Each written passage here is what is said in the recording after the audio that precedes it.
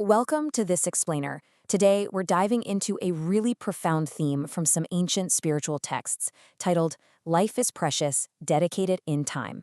We're going to explore exactly how we view our time here on Earth and why these timeless teachings are basically begging us to stop sleepwalking through our days. I mean, this isn't just some abstract head-in-the-clouds philosophy. It's actually an incredibly urgent roadmap for finding your true purpose. Let's get right into it. So I want you to ask yourself this fundamentally startling question. When will your life actually end? We're all guilty of walking around making these grand 5-year and 10-year plans, right? We just naturally assume we have this endless abundance of time. But these ancient teachings totally strip away that comforting illusion. They force us to confront the reality that, well, we don't have a guaranteed expiration date printed on the bottom of our feet. And this uncertainty, it isn't meant to cause panic. Instead, it's supposed to serve as a massive wake-up call to the reality of right now. And this wake-up call is perfectly captured in a pretty famous story from the text about 3 old men discussing their futures. So, after a meal, the first man wonders out loud if they'll all be around to meet again next year. The second guy kind of scoffs at that, saying he's just hoping to wake up the next morning. But the third man, he just delivers an absolute gut punch. He says, "I worry that the breath I exhale now might not be drawn back in." Think about that for a second. Life isn't measured in years. It's literally just the fragile little space between an exhale and an inhale.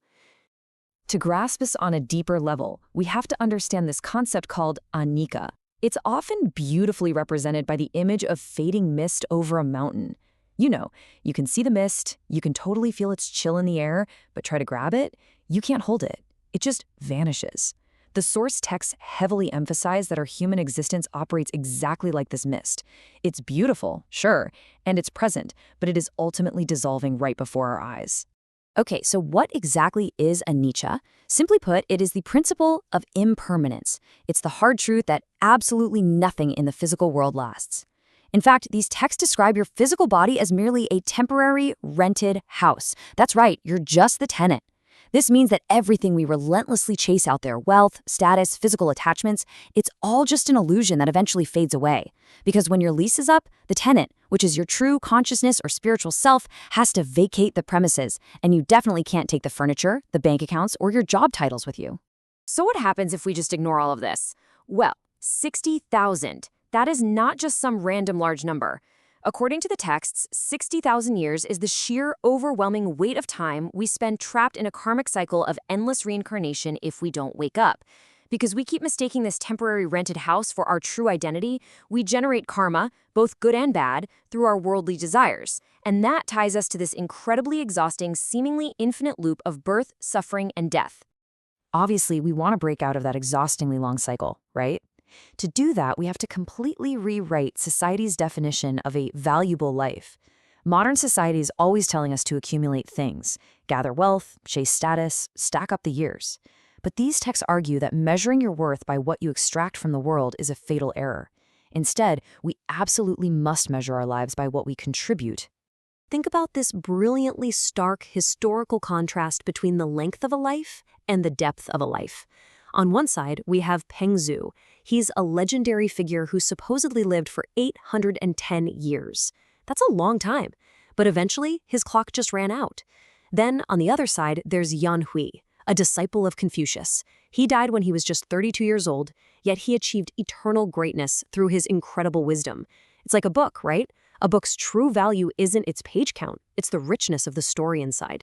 The teachings offer us a pretty intense reality check here. Your true value is calculated the exact moment the coffin lid is nailed shut. At that very second, all your posturing, your impressive resume, your massive bank balance, it literally all drops to zero. Everything. Your life's ultimate worth is entirely determined by what you left behind for the living. Because upon death, history basically sorts us into one of 4 buckets. Some people are condemned by history because they caused immense harm.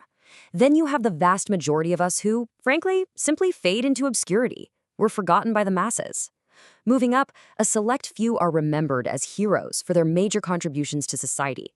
But the absolute highest tier, the ultimate legacy, those are the individuals worshipped as Buddhas or sages. These are the incredibly rare people who dedicated their lives completely, unconditionally to the spiritual upliftment of others. Now, to even begin reaching for that profound level of legacy, the source material asks us to start viewing our existence like a one-way train ticket. Picture it. You're on a train, the landscape is rushing past your window. There are absolutely no return trips and no practice runs. If you sleep through the entire journey, or if you spend the whole trip arguing with the guy next to you over who gets the best seat, you're going to arrive at the final destination having completely missed the entire point of the trip. Let's quickly read the fine print on that ticket, the 4 rules of life.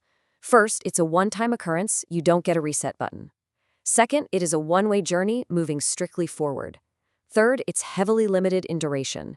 And fourth, perhaps most importantly, it is entirely unpredictable. The end of the line could pop up at any given moment. Really understanding these rules is what creates a genuine, healthy sense of urgency. And honestly, that urgency is exactly the point.